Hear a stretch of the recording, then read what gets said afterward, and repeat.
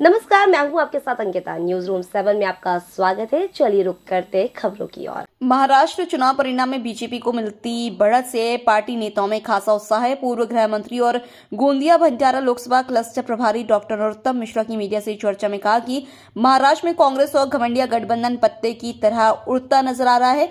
नरोत्तम मिश्रा का कहना है कि बाबा साहेब अम्बेडकर की कर्मभूमि पर जनता ने कांग्रेस और उनके झूठ को आईना दिखा दिया है। डॉक्टर नरोत्तम मिश्रा ने कहा कि महाराष्ट्र में एक बार फिर मोदी मैजिक चला है। प्रधानमंत्री के नेतृत्व में जनता ने एक बार फिर विकास पर अपनी मुहर लगाई है।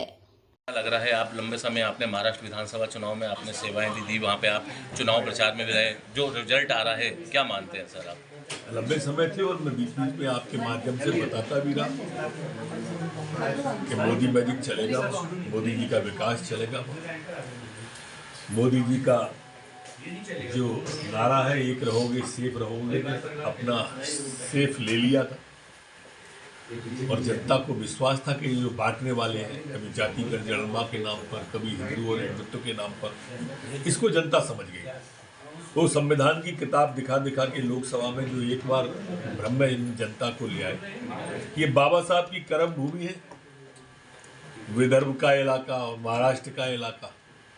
आप देखो क्या हालत कर दी है, वो ये झूठ बोला उन्होंने संविधान को लेके, तो आज ये हालत कर दी है उस स्थान की कि कांग्रेस पत्ते की तरह उड़ गई और उस महागाड़ी गठबंधन के वो ईडी गठबंधन वाले लोग, जो घमंडिया गठबंधन वाले लोग, सब के सब पत्ते की तरह उड़ते दिखाई दे रहे हैं महाराष्ट्र में आपको। और मोदी जी के नेतृत्व में महायुति गठबंधन पूरी 2/3 बहुमत के साथ आ गई।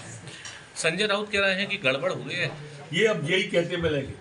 और पिछले इतिहास चुनावों का देखो, जैसे हरियाणा में जब हारे तो गड़बड़ हुई है, चुनाव आयोग पहुंच गए। जहां हारते हैं, कश्मीर में नहीं कहा गड़बड़ हुई है, लोकसभा में नहीं कहा गड़बड़ हुई है, जहां हारते हैं वहां गड़बड़ हुई है। ये इनका एक रटा रटाया है और हर चुनाव में हारते ही ये बात कहने लगते हैं।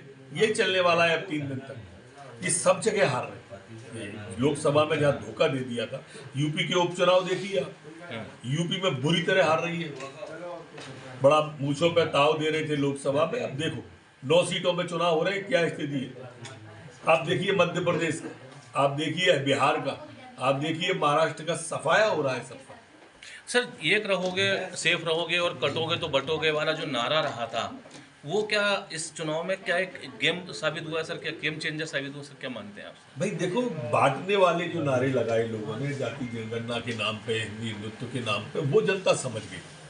और इसलिए मोदी जी ने जो नारा दिया, एक रहोगे सेफ रहोगे, जनता के मन के अंदर वो उतर गया, उसने अपना शेप ले लिया। सर यदि मध्य प्रदेश की बात की जाए, विजयपुर और बुधनी उपचुनाव को लेकर जो परिणाम सामने आ रहे हैं सर, क्या लग रहा है दोनों ही सीटें जो हैं बीजेपी की झोली में जाती हुई दिखाई दे रही हैं सर? क्या क्योंकि बुधनी में तो जो आ ही रहे थे परिणाम, पहले तो कांग्रेस के पक्ष में जा रहे थे, क्या लग रहा है सर? देखो, पहले इसलिए पक्ष में जाते दिख रहे थे, उस इलाके में हमेशा कांग्रेस का वोट निकलता है।